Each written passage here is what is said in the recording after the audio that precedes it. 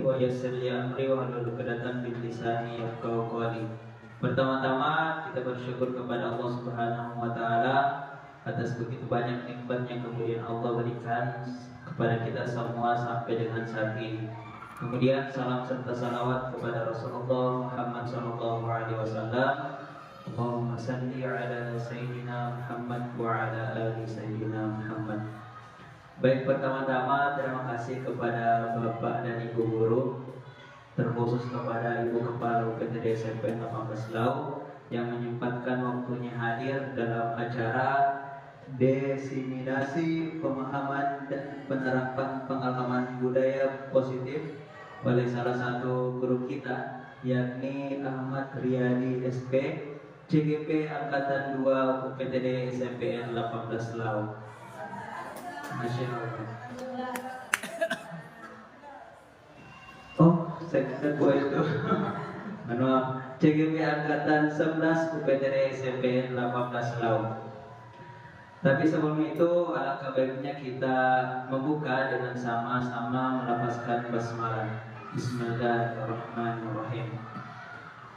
Langsung saja ke agenda selanjutnya, yakni sambutan oleh Ibu Kepala UPTD SMPN 18 Lau kepada Ibu Haja Siti Salma SPD MPD. Kami persilahkan dengan hormat. Terima kasih. Bismillahirrahmanirrahim. Assalamualaikum warahmatullahi wabarakatuh. Yang saya hormati rekan-rekan guru yang hadir pada hari ini, puji syukur kita panjatkan kehadirat Allah Subhanahu wa taala karena pada hari ini kita diberi kesehatan dan kesempatan untuk berkumpul di tempat ini dalam kegiatan diseminasi pemahaman dan penerapan pengalaman budaya positif oleh guru kita Bapak Ahmad Riyadi, calon guru penggerak angkatan ke-11 tahun 2024. Dan tak lupa kita kirimkan salam dan salawat kepada junjungan kita Nabi besar Muhammad sallallahu alaihi wasallam. Semoga kita semua mendapatkan syafaatnya di hari kemudian kelak. Amin. Bapak Ibu yang saya hormati dan Bapak calon guru penggerak, alhamdulillah di sekolah kita sudah 3 orang ya guru penggerak, insya Allah. Dan mudah-mudahan guru penggerak yang ada di sekolah kita ini bisa betul-betul menerapkan ilmu yang diperoleh untuk diterapkan pada pembelajaran di kelas dan siap berbagi. Seperti sekarang ini calon guru penggerak kita akan membagikan pengalaman mengajarnya terkait dengan penerapan pengalaman budaya positif. Nanti Pak Edi akan menjelaskan apa-apa yang dilakukan terkait dengan pengalaman budaya positif di kelas. Insya Allah sebentar akan dipaparkan. Kemudian untuk Bapak Ibu, saya harapkan mari Bapak Ibu yang belum terdaftar sebagai calon guru penggerak yang masih umurnya di bawah balita, silahkan mendaftar untuk menjadi calon guru penggerak. Yang masih muda-muda di bawah 50 tahun diharapkan untuk mengikuti program calon guru penggerak karena ini sangat bermanfaat untuk kita terapkan di sekolah. Banyak pengalaman-pengalaman yang menarik yang didapatkan pada saat mengikuti program calon guru penggerak. Dapat ilmunya, dapat juga cuannya di sini. Tersenyum-senyum kita bergerak ini. Jadi itu harapan saya pada seluruh rekan-rekan guru yang masih muda-muda, ikuti program calon guru penggerak. Saya kira demikian, saya akhiri dengan mengucapkan wabillahi taufiq wal hidayah. Assalamualaikum warahmatullahi wabarakatuh. Terima kasih kepada Ibu Kepala PTD SMP 18 Lau atas sambutannya.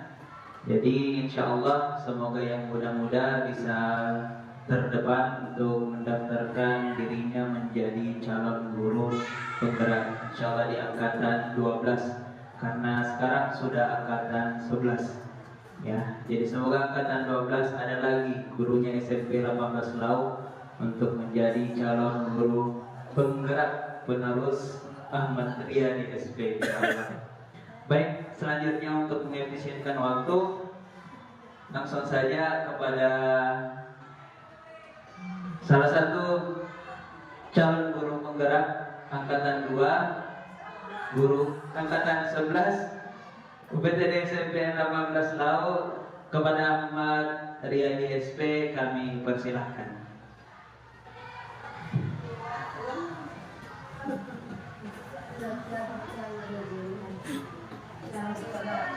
Assalamualaikum warahmatullahi wabarakatuh.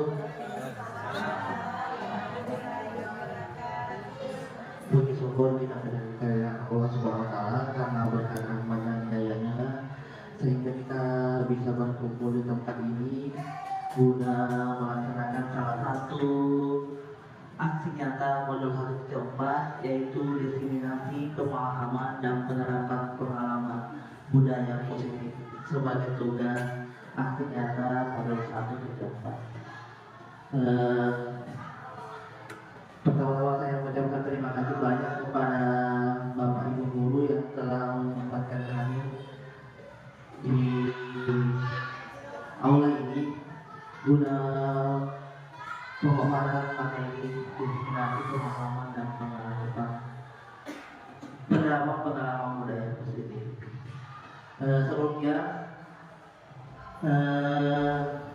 sebelum masuk materi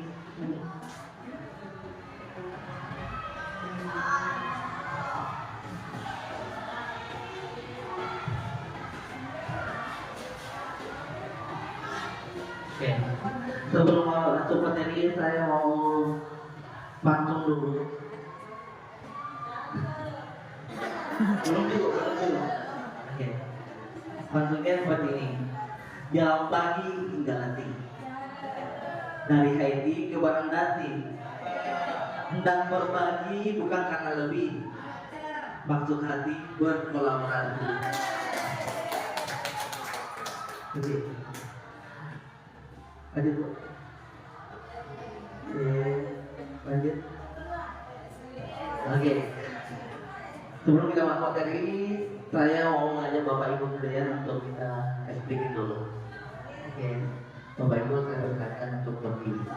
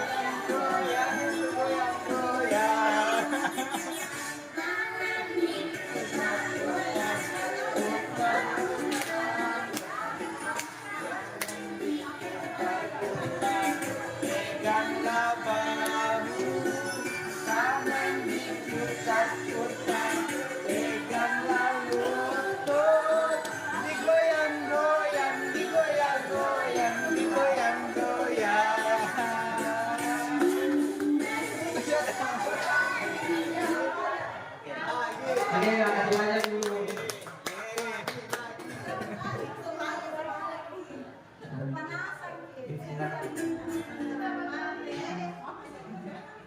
Oke, baik kita akan masuk ke materi pemaparan hari ini adalah filosofi pemikiran Ki Hajar Dewantara. Menurut filosofi pemikiran Ki Hajar Dewantara mengenai pendidikan yang berhampa pada anak, dimaknai pendidikan yang berpusat pada siswa dengan tujuan menuntun tumbuh kembang siswa sesuai kodratnya untuk mencapai kebahagiaan dan keselamatan yang setinggi-tingginya. Lanjut.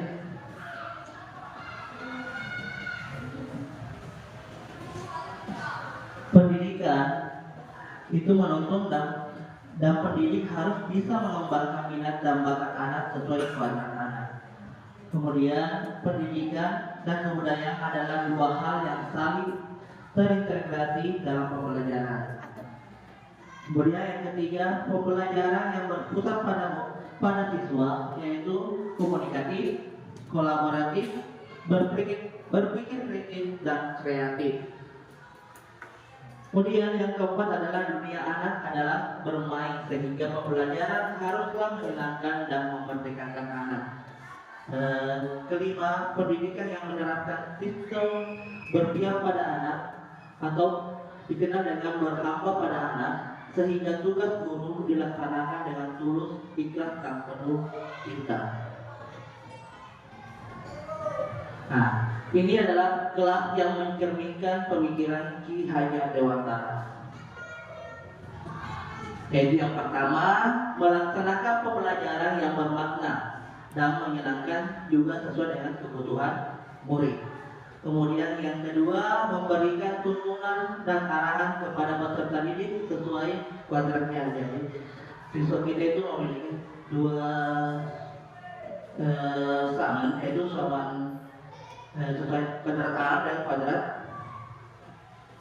kodrat nama. Oke. Kemudian yang ketiga, menyadari setiap peserta didik unik, memiliki karakter yang multikultural. Kemudian yang keempat adalah menghindari pemberian hukuman dan menerapkan sistem yang namanya sistem amal atau mengayomi. Nah, hari ini sebenarnya inti materi yang kita bawakan hari ini adalah konsep inti budaya positif, yaitu pertama adalah perubahan paradigma belajar, kemudian yang kedua adalah disiplin positif, ketiga nilai-nilai kebajikan, kemudian yang keempat adalah kebutuhan dasar manusia, sedangkan yang kelima motivasi perilaku manusia,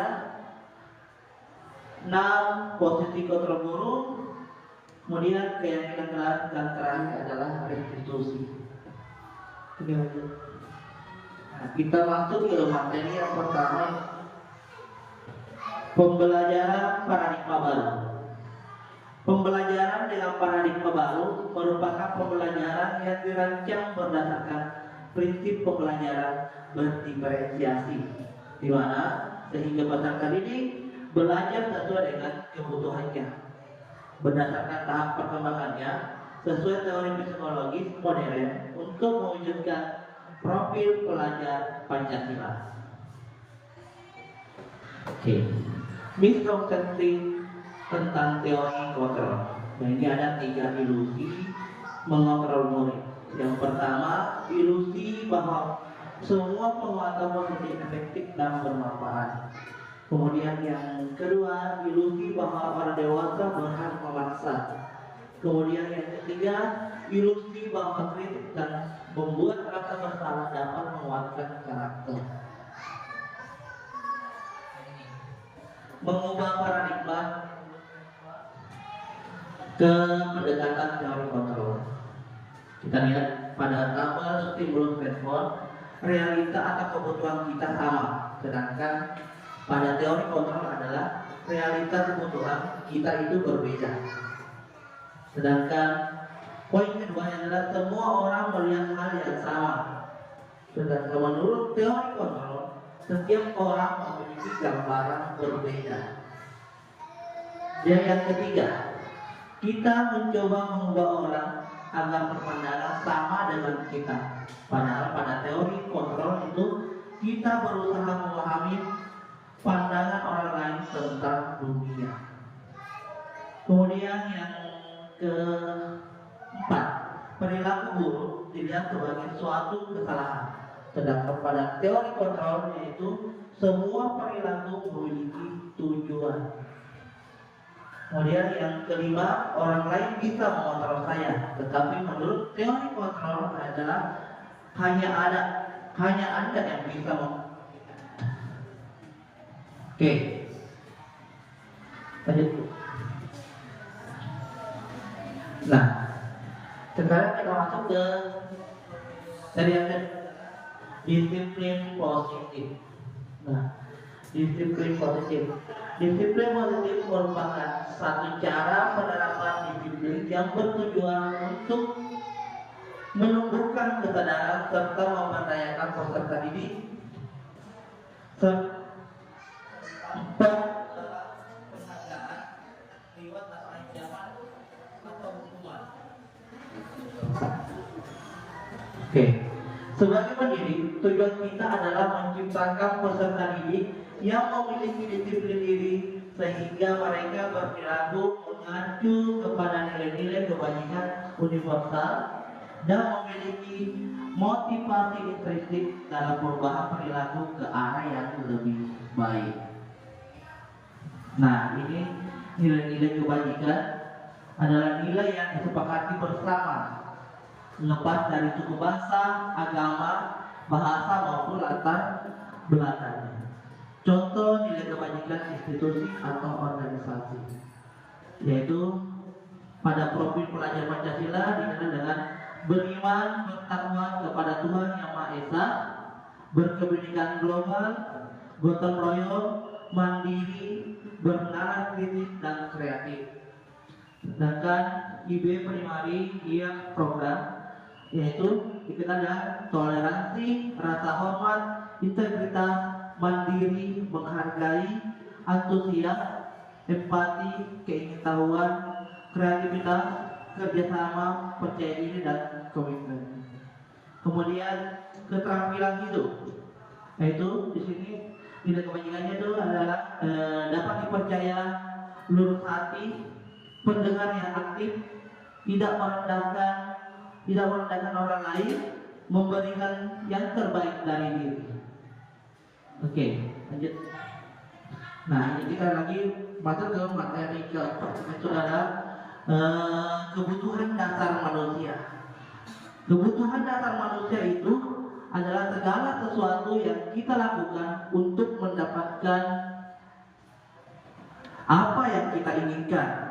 Seluruh tindakan yang kita lakukan memiliki tujuan tertentu dan semua usaha terbaik yang kita lakukan adalah dalam rangka agar kebutuhan dasar kita terpenuhi dengan baik. Nah, ini ada 5 kebutuhan dasar manusia. Yang pertama itu adalah bertahan hidup.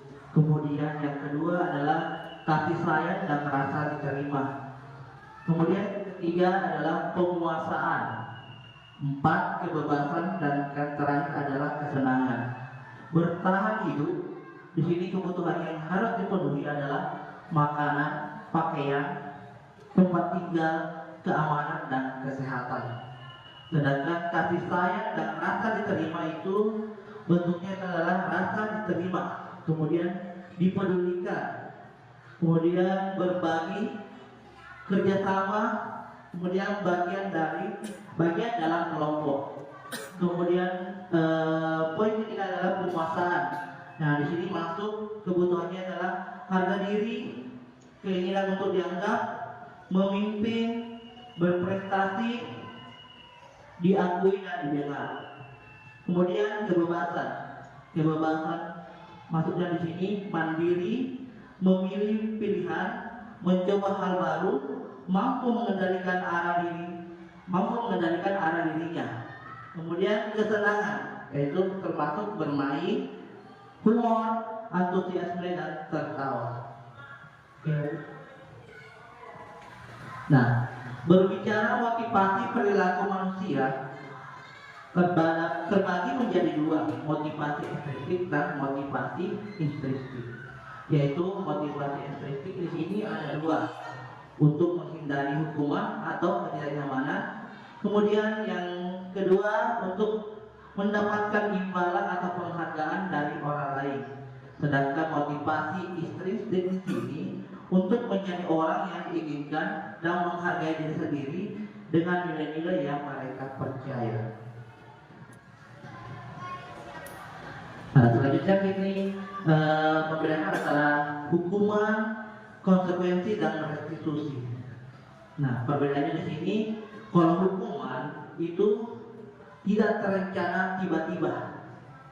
Kemudian yang kedua, murid tidak tahu apa yang akan terjadi atau tidak dilibatkan. Kemudian ketiga, bersifat satu arah kalau hukuman. Keempat, hukuman itu bisa berupa hukuman fisik atau psikis.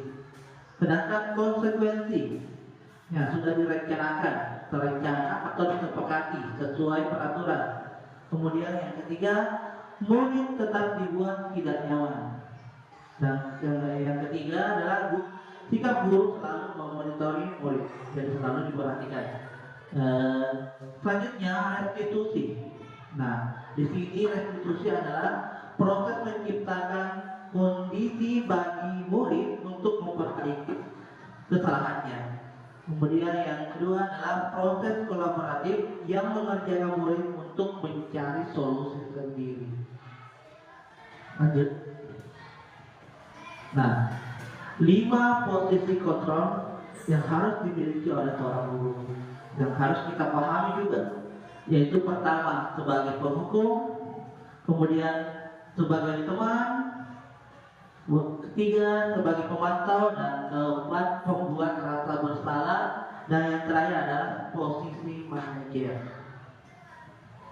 Nah, untuk memahami kelima posisi kontrol tadi, saya akan tampilkan video tentang 5 posisi kontrol guru.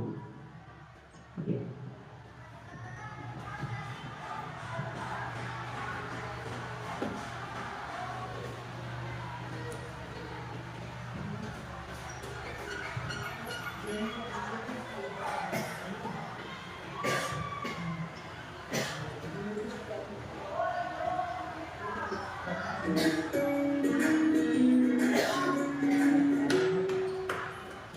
Salam bahagia Ibu dan Bapak guru hebat. Dalam penerapan disiplin positif restitusi, salah satu program yang dikembangkan adalah 5 posisi kontrol. 5 posisi kontrol dalam restitusi adalah proses perjalanan seorang pendidik agar dapat mengenali dirinya. Pada video kali ini, kita akan membahas tentang 5 posisi kontrol yang dikembangkan oleh Diane Bosser dan contoh penerapannya.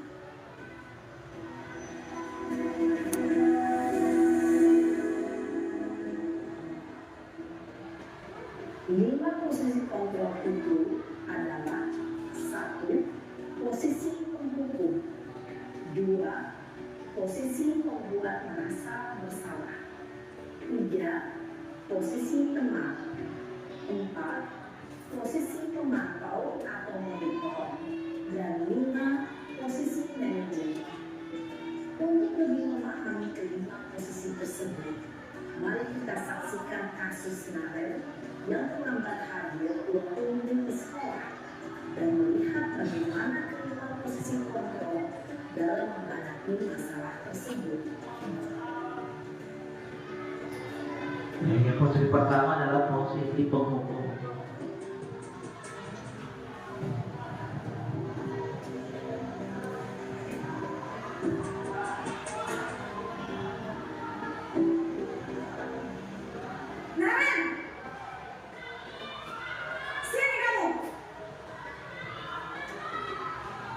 Kenapa Ibu? Selalu terlambat. Kamu deh, pasti terlambat. Maaf Bu, saya Apa coba? Alasan kamu apa lagi? Kapan sih kamu tidak terlambat? Malas sekali ya kamu jadi anak. saya Dasar pemalas. Gak kapok-kapok sih kamu. Sudah berapa kali terlambat? Sana, kamu keliling lapangan basket 2 kali. kenapa saya harus keliling lapangan basket Bu? Kenapa? Kamu melawan ibu. Berani-beraninya jawab. Sudah terlambat, masih berani jawab pula. Sekarang, keliling lapangan basket 5 kali sekalian. Biar kapok. Cepat, pergi sana ke lapangan basket. Sebagai posisi penghukum. Posisi penghukum biasanya berbicara dengan nada tinggi, menghardik, menunjuk-nunjuk, menyakiti, dan menyindir. Hukuman bisa berupa fisik maupun psikis. Ibu dan bapak guru hebat. Dampak yang terjadi pada murid ketika guru berada pada posisi penghukum adalah murid cenderung akan memberontak, bahkan meminta denda.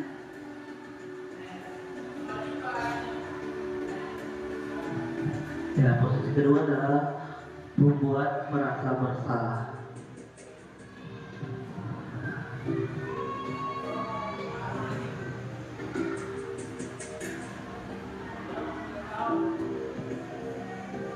Naren!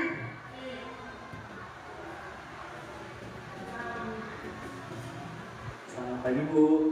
Naren, kamu kenapa terlambat lagi, nak? Ya Tuhan, Naren, kamu senang ya bikin ibu susah ya? Kalau kamu terlambat lagi, nanti ibu yang ditegur bapak kepala sekolah, nak. Disangka ibu tidak bisa membina kamu. Duh, gimana ini?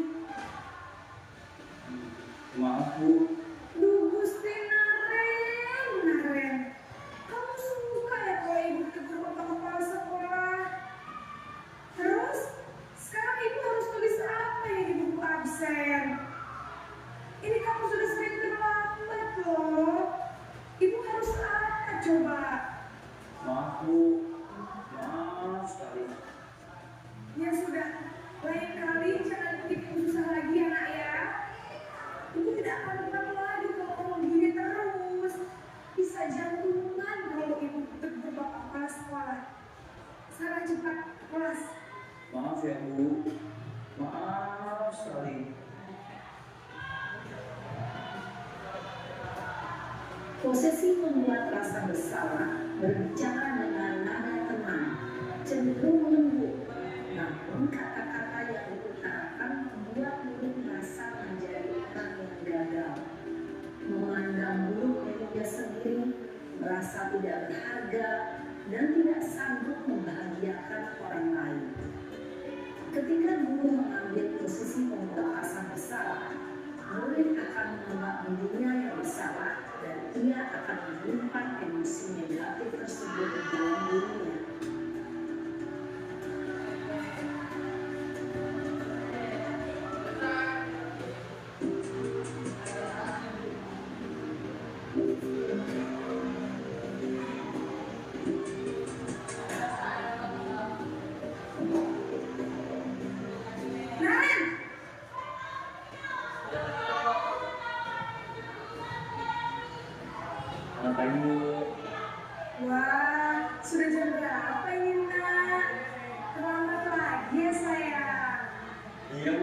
setiap perlakuan beda cara kadang pengucapannya. Kamu malah menyalahkan ibu kamu. Kamu bukannya anak yang paling kejam. Kok terlambat sih? Iya Bu, saya memang lambat bangun tadi. Jadi biarpun saya kencang, tetap gak kejar Bu. Ya sudah sana. Nanti lain kali larinya lebih kenceng lagi ya. Biar gak terlambat lagi. Bikin seneng ibu. Demi ibu. Bisa kan? Bisa Bu. Ya sudah sana masuk kelas. Ibu beresin urusan absen kamu. Kamu ini ada-ada saja. Dalam posisi teman, guru berbicara dengan nada suara ramah, akrab, cenderung bersenda gurau untuk menjaga suasana tetap santai. Guru akan merasa senang, aman, dan akrab dengan guru. Identitas yang tercipta adalah identitas sukses atau berhasil. Namun, perlu diingat, karena ini masih dorongan eksternal, maka ada faktor ketergantungan dari murid kepada orang tertentu. Di sini guru absennya, sehingga di lain waktu murid bisa berperilaku baik, namun hanya kepada orang-orang tertentu saja. Posisi keempat adalah posisi pemantau atau monitor.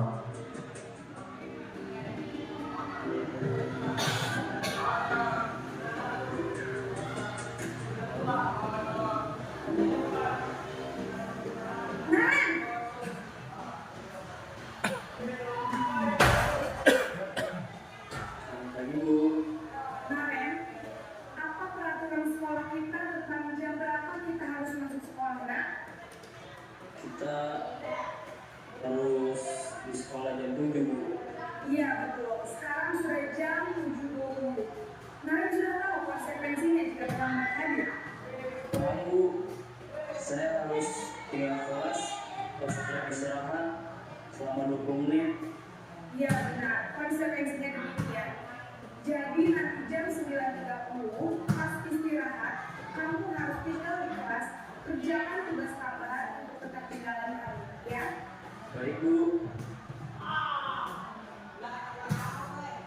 Posisi pemantau mengandalkan lingkungan atau data untuk mengontrol murid. Guru mengarahkan murid berdasarkan peraturan dan konsekuensi. Seorang pemantau menunjukkan bahasa tubuh dan ekspresi wajah yang datar dan cenderung formal.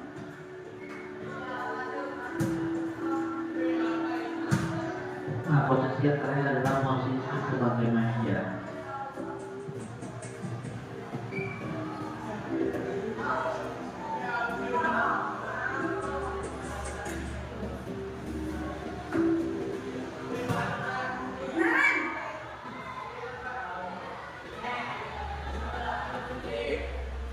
Selamat pagi Bu. Selamat pagi Naren. Maaf Bu, saya terlambat.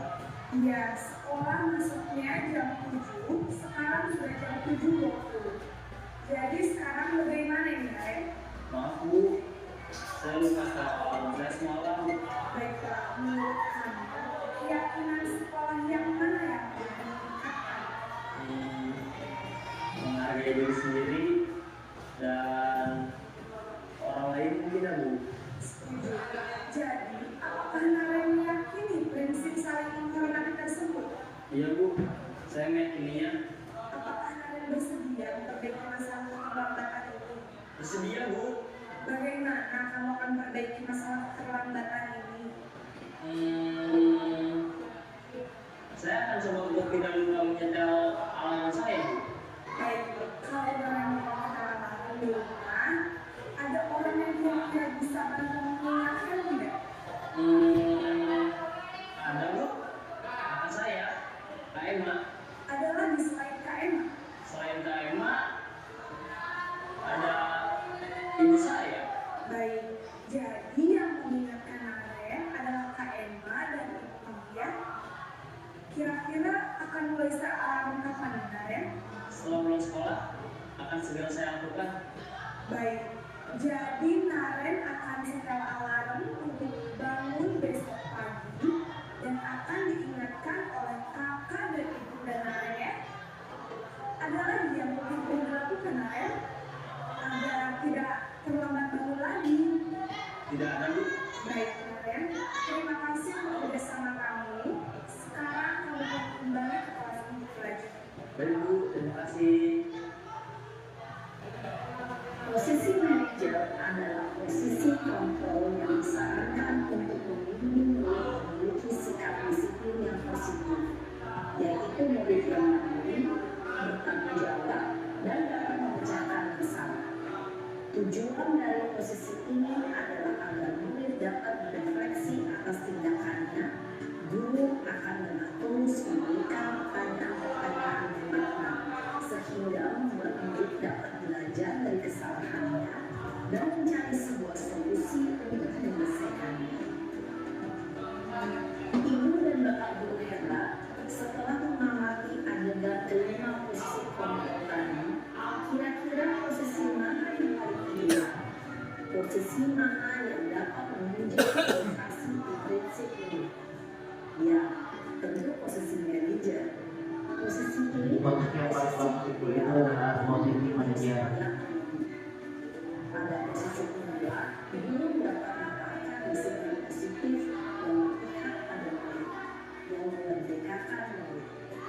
Perjalanan seorang pendidik tentunya tidak mudah untuk sampai pada posisi seorang manajer. Namun, tujuan kita pasti, yaitu menciptakan murid-murid yang mandiri, merdeka, dan bertanggung jawab. Semoga penggambaran 5 posisi kontrol yang telah diperlihatkan ini dapat menjadi ajang refleksi bagi kita semua agar dapat terus mengasah dan menerapkan disiplin positif yang memerdekakan murid. Mari terus berlatih dan bersemangat. Selamat menerapkan. Salam dan bahagia ibu dan bapak guru hebat.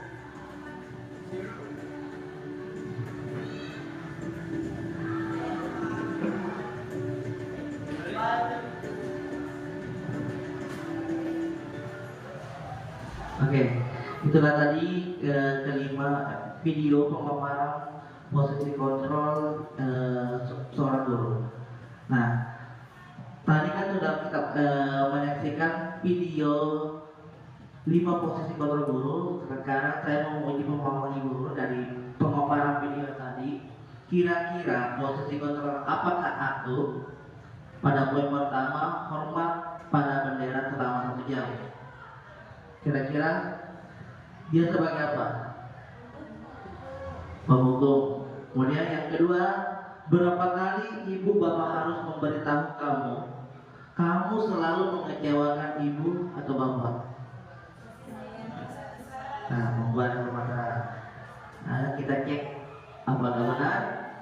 Oke, yang poin pertama adalah hormat pada bendera selama 1 jam itu sebagai posisi penghukum. Kemudian yang kedua yaitu membuat rasa bersalah. Selanjutnya,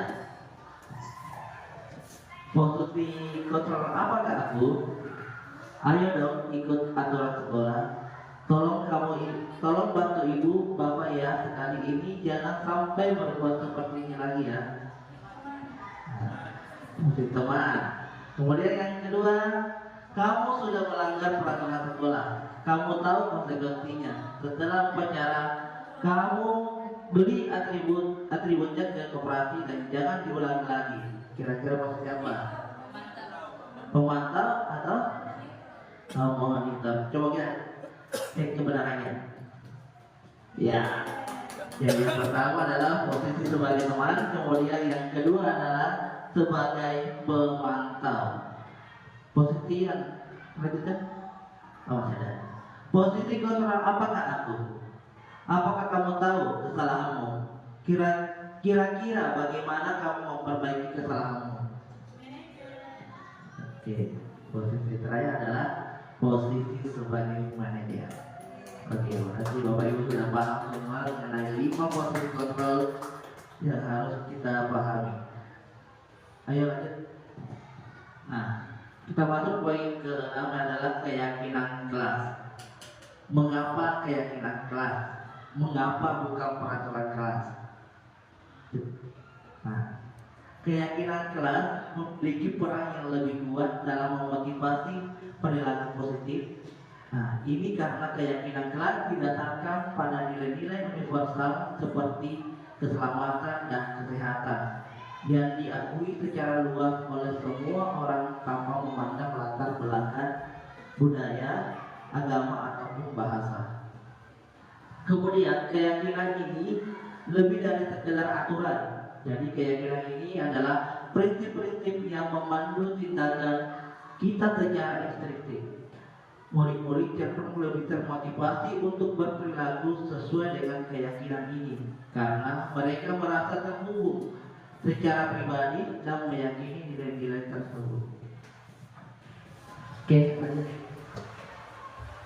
nah, pembentukan keyakinan kelas yaitu pertama lebih abstrak dari peraturan.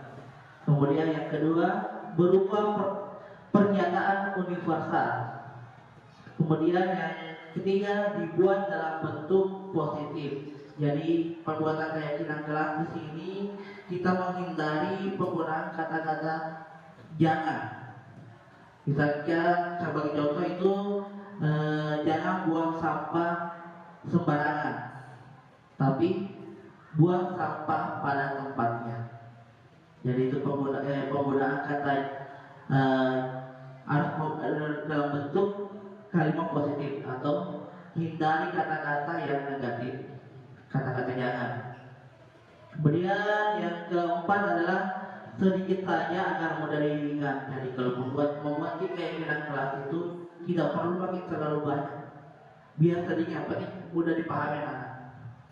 Kemudian yang kelima, sesuai dengan kondisi kelas dan sekolah agar mudah diterapkan. Jadi sesuaikan dengan bagaimana kondisi kelas dan buat keyakinan kelas yang dan sesuai dengan keadaannya di kelas atau keadaan sekolah.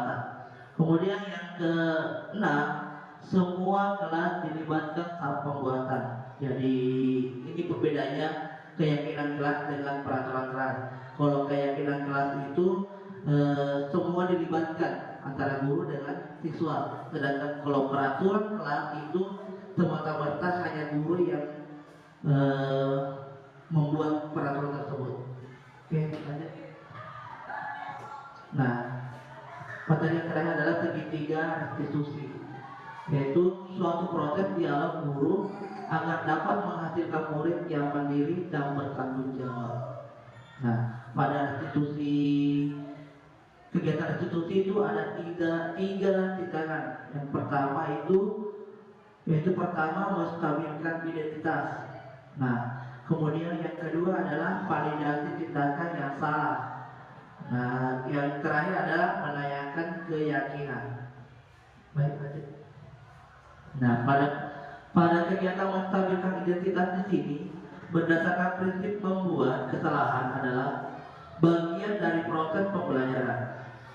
Seperti contoh ini, berbuat salah itu wajar.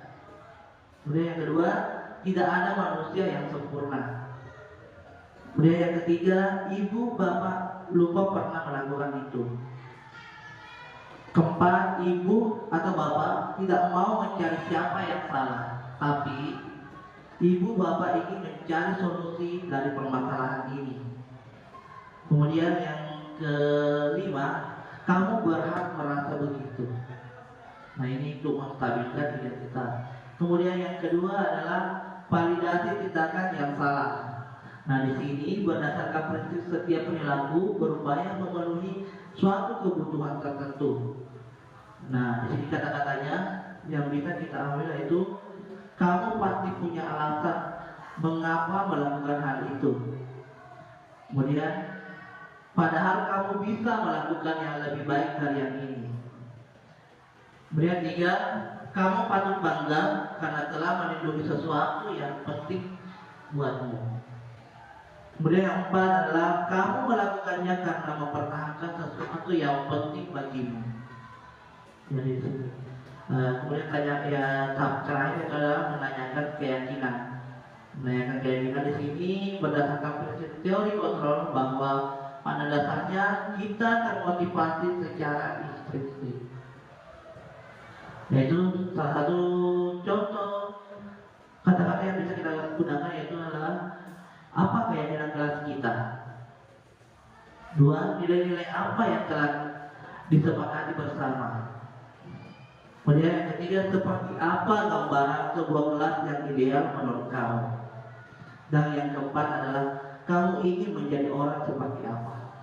Nah ini contoh. Nah, salah satu contoh penerapan segitiga institusi yang baru-baru ini saya lakukan pada kasus siswa yang tertidur di dalam kelas.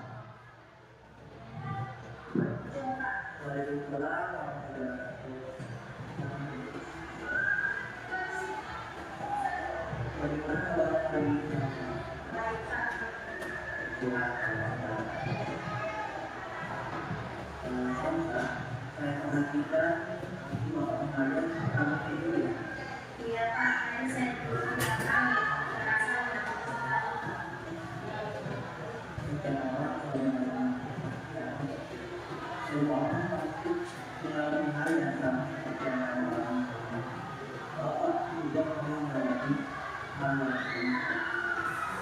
iya Pak, saya minta maaf karena saya dulu pada saat itu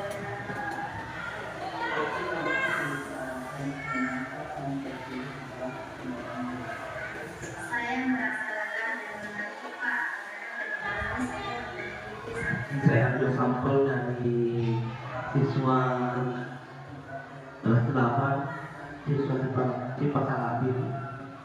Itu pertama berusaha tabila.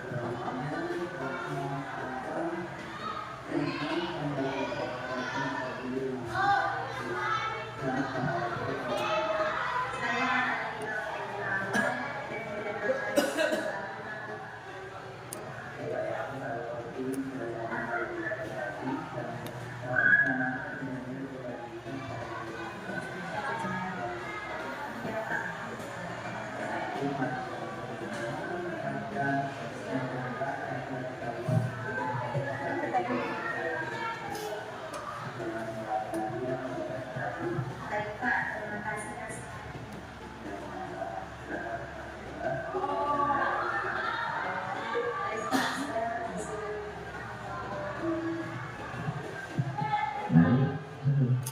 Nah ini kan salah satu contoh kegiatan restitusi yang telah saya lakukan dengan kasus siswa tertidur pada saat jam pelajaran. Nah, saya sudah melakukan beberapa langkah yang sesuai dengan alur posisi kontrol yang saya lakukan, yaitu sebagai manajer.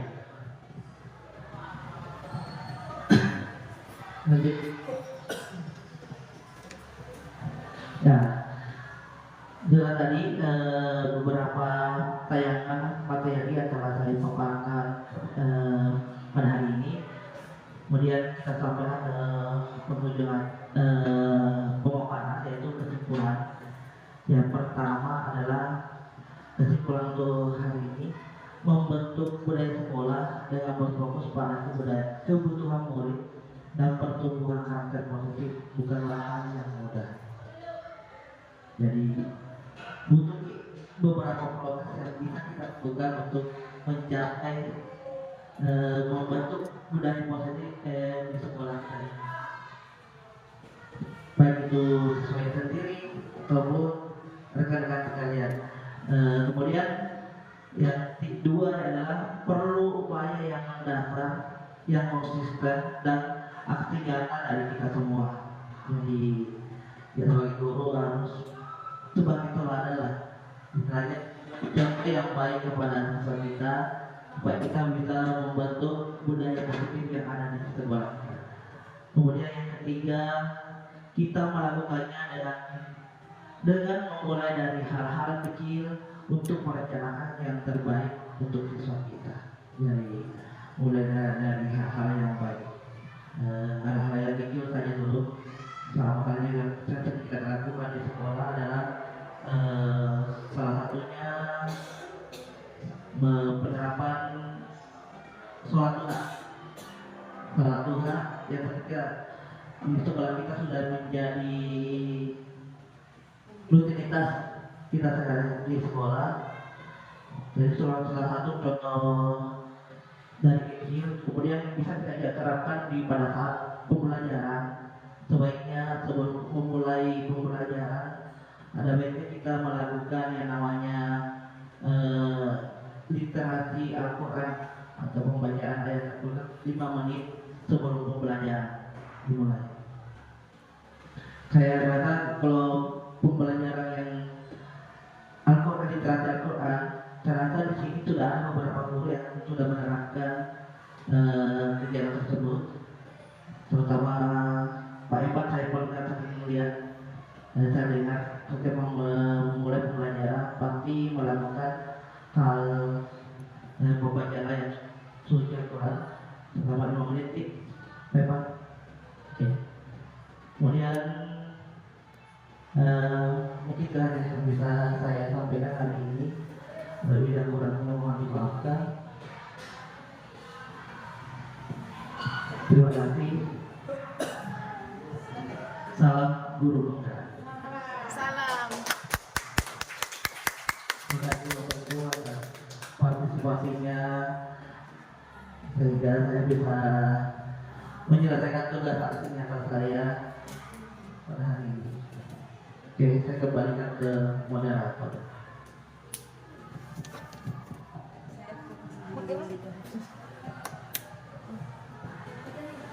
Ya, baik, itulah tadi pemaparan dari CGP calon guru penggerak, yakni Ahmad Riyadi SP. Jadi teman-teman guru sekalian, alhamdulillah kita sudah mendapat pemahaman baru lagi terkait tentang budaya positif. Insya Allah nanti kita mulai dari sedikit demi sedikit, ya. Insya Allah tentu tidak mudah, ya. Tidak mudah kemudian kita membentuk siswa itu dari banyaknya sikap yang kompleks pada diri siswa itu sendiri. Akan tetapi insya Allah ketika kita mau berniat ingin merubah, ingin menjadikan siswa kita terbaik, maka tentunya kita harus mengerti, ya, hal-hal yang kemudian kita ingin lakukan. Salah satunya tadi adalah 5 posisi kontrol, yang dimana di kelima posisi kontrol itu ada satu saran yang kemudian akan kita lakukan, yang kemudian itu mungkin terbaik, yakni adalah posisi manajer. Mungkin teman-teman guru sekalian di sini tidak terbiasa ya melakukan hal-hal demikian. Mungkin masih ada yang kemudian posisi kontrolnya menghukum, ada posisi kontrolnya membuat merasa bersalah siswanya, ya. Mungkin salah satunya saya sendiri, ya. Ada mungkin juga posisi teman, ada posisi pemantau. Akan tetapi yang perlu kita garis bawahi bahwasanya tidak semua sikap siswa itu yang di mata kita salah, ya. Akan tetapi ada faktor yang mempengaruhi, baik itu mungkin faktor dari rumahnya, faktor dari temannya, faktor dari lingkungannya dan sebagainya. Makanya perlu kita menjadi manajer terhadap siswa kita itu, ya. Mungkin itu saja yang dapat kita sampaikan pada kesempatan kali ini. Terima kasih banyak kepada Bapak Ibu guru sekalian sekalian yang menyempatkan waktunya untuk hadir pada kesempatan kali ini, terkhusus kepada Bapak Ahmad Riyadi. Terima kasih atas pengalaman dan ilmu yang kemudian diberikan pada kesempatan kali ini. Baik, kita tutup kesempatan kali ini dengan sama-sama melafazkan hamdalah. Alhamdulillahirabbil alamin. Sekian dari saya. Kita beri aplaus dulu. Insyaallah. Sekian dari saya. Assalamualaikum warahmatullahi wabarakatuh.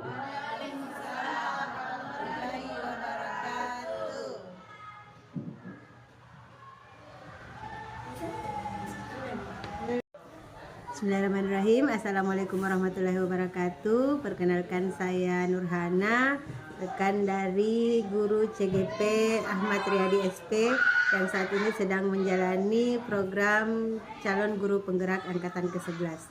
Alhamdulillah, setelah melakukan diseminasi, kami mendapatkan banyak tambahan ilmu maupun pengetahuan dan paradigma baru mengenai Ki Hajar Dewantara itu sendiri. Kami menjadi lebih tercerahkan mengenai bagaimana kami harus bersikap kepada siswa-siswa di sekolah kami. Bagaimana cara kami memposisikan diri sebagai seorang guru yang biasanya kami sebagai penghukum, pembuat rasa bersalah, teman. Ternyata kami juga meskipun terkadang kita juga berada dalam posisi pemantau, tetapi itu belum dijadikan suatu konsistensi yang lebih baik. Dan ternyata ada lagi yang lebih baik, yaitu posisi manajer, yang insya Allah dengan setelah diseminasi ini kita semua selaku peserta dari diseminasi ini mendapatkan pencerahan yang lebih baik untuk melakukan sebagai posisi manajer itu sendiri. Kami juga belajar bagaimana menjadikan siswa-siswa itu ternyata melakukan sesuatu itu karena mereka terdesak oleh 5 kebutuhan dasarnya. Jadi kami sebagai guru juga menjadi lebih bijaksana untuk menanggapi hal-hal apa yang terjadi kepada murid kita dengan memperhatikan kebutuhan dasar apa yang tidak terpenuhi pada murid, sehingga kita menjadi ingin untuk mencari solusi, bukan terus menyalahkan siswa itu sendiri.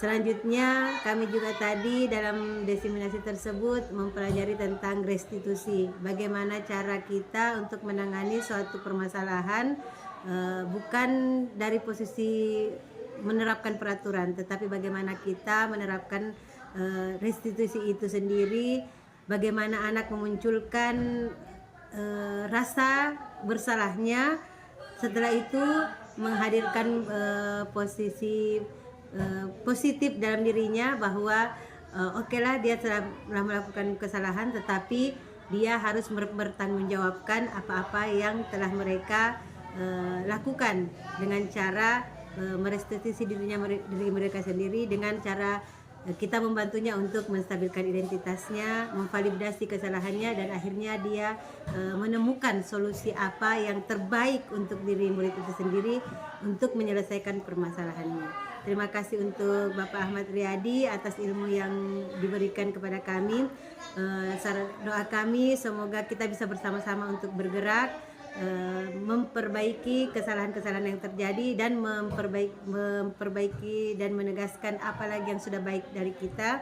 Semoga kedepannya Pak Ahmad Riyadi lebih menggerakkan kami semuanya dalam hal memperbaiki paradigma kita dan cara-cara kita dalam menangani permasalahan ataupun keadaan pembelajaran siswa sendiri. Terima kasih, ilmunya sangat bermanfaat. Terima kasih. Assalamualaikum warahmatullahi wabarakatuh. Assalamualaikum warahmatullahi wabarakatuh. Setelah mengikuti diseminasi pemahaman tentang budaya positif dari Pak Ahmad Riyadi, calon guru penggerak angkatan ke-11, saya bisa memahami tentang yang pertama, perbedaan antara peraturan kelas dengan keyakinan kelas. Dimana kalau peraturan kelas itu ternyata itu dibuat oleh guru sendiri, sedangkan keyakinan kelas itu kita bersama-sama siswa, kita bersama dengan siswa menuliskan apa saja yang ada di pikiran kita, apa yang akan kita laksanakan pada proses pembelajaran kita. Kemudian sebagai guru ternyata ada 5 posisi kontrol yang harus dipahami oleh seorang guru. Yang pertama, kita sebagai posisi teman, yang kedua sebagai penghukum, kemudian yang ketiga sebagai merasa bersalah, kemudian sebagai pemantau, dan yang terakhir posisi sebagai manajer. Di antara kelima posisi kontrol itu, yang terbaik yang perlu kita terapkan adalah posisi manajer. Kemudian yang saya bisa pahami juga setelah mengikuti diseminasi ini adalah tentang segitiga restitusi. Bagaimana jika ada masalah yang dihadapi di sekolah, kita akan laksanakan sesuai dengan segitiga restitusi. Saya sangat berterima kasih dengan diseminasi yang telah dilaksanakan oleh Pak Ahmad Riyadi. Semoga Pak Ahmad Riyadi sukses selanjutnya. Amin.